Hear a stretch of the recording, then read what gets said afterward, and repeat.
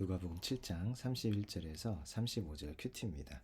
우리가 잘 알고 있는 예수님과 세례 요한에 대한 사람들의 어떤 생각, 먹고 마심에 대한 생각, 그리고 장터에 있는 아이들이 피리를 불 때, 애곡할 때와 관련된 내용입니다. 여기서 오늘 보려고 하는 것은 지혜가 무엇인가에 대한 이야기예요. 지혜는 첫 번째 소리를 분별하는 것입니다. 32절을 보면 아이들이 장터에 앉아 서로 피리를 불면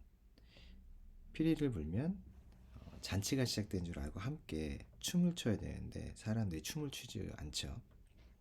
애곡을 하면 장례가 난 것이니까 함께 울어야 하는데 울지 않는다, 이 말씀을 예수님께서 하세요.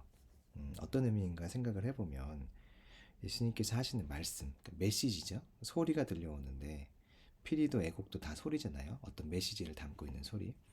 예수님이 메시지를 보내고 있는데 사람들이 그 메시지에 맞게 반응을 하고 있지 않다, 이 이야기를 하고 있죠. 이게 지혜가 없는 것입니다. 그러니까 지혜가 있는 것은 무엇이냐면 메시지를 바르게 분별해서 메시지에 맞게 반응하는 것이죠. 두 번째, 지혜가 무엇인가 보면 때를 분별하는 것이야. 자, 33절을 봤더니 사람들이 세례 요한은 먹지 않고 마시지 않는 것 때문에 귀신 들렸다라고 생각하고, 인자 예수님은 먹고 마시는 것을 보며 먹기를 탐하고 포도주를 즐기는 사람이다, 세리와 죄인의 친구로다, 이렇게 사람들이 평가를 했어요. 세례 요한의 때와 예수님의 때가 다르죠. 세례 요한은 이제 예수님이 오시는 것을 알리는 그 회개의 메시지를 전하며 예수님의 오심을 준비하는 그 심판의 메시지를 통해서 예수님을 받아들일 수 있도록 하는 그런 때에 있는 사람이 세례 요한이고, 인자는 예수님인데 이제 구원의 신랑이신 예수님이 오셨기 때문에 잔치가 벌어져서 함께 먹고 마시고 마실 때인 거죠. 근데 사람들이 이것을 구분하지 못했어요. 그러니까 세례 요한의 때와 예수님의 때를 분별하지 못했어요. 그래서 서로 각각의 모습을 보면서 자신들의 생각을 따라 다른 것을 말하죠. 예수님의 때에는 같이 먹고 마시는 것이 맞는 거죠. 잔치, 신랑이 계시니까. 예수님의 때 중에서는 장례식과 같이 어떤 슬픔과 또 그리고 먹지 못하는 금식의 때가 분명히 있어요. 예수님 돌아가시면, 죽으시면 그렇잖아요.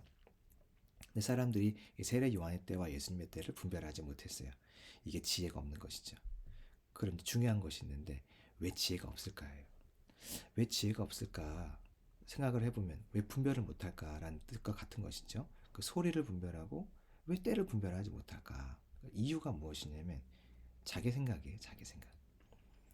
말씀 중심으로 세상을 보지 못하고 자기 생각으로 보기 때문에 그런 거죠. 예레미야 때 같은 일이 있었어요. 이방 나라가 강성해질 때 거짓 선지자들은 하나님의 은혜의 소리를 듣고 잘못 들은 거죠. 이방 나라가 강성해지는 그 소리와 모습을 보면서 소리를 분별하지 못하고 때를 분별하지 못했어요.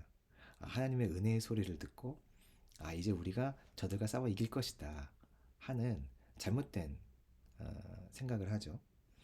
예레미야와 그리고 우리야와 같은 참 선지자들은 하나님의 진노의 소리를 그때 들어요. 그리고 주님의 심판의 때가 가까이 왔다고 때를 정확하게 분별을 하죠. 같은 상황인데 같은 메시지를 보고 듣지만 메시지에 대한 해석과 때에 대한 해석이 달랐어요. 지금 한국교도 그런 것 같아요. 이 나라에 있는 상황들을 보면서 어떤 사람은 이런 생각, 어떤 사람은 저런 생각. 근데 이게 너무나 극명하게 반으로 갈라져 있는 상황인 거예요. 지금 한국 교회는 그러니 지혜가 없는 것이죠. 없는 상황이고, 지금 한국 교회는 지혜가 필요한 상황이에요. 다시 말하면 자기 생각에 빠져야 되는 시간이고, 자기 생각 대신에 하나님의 말씀이 들어와야 되는 시간인 거죠.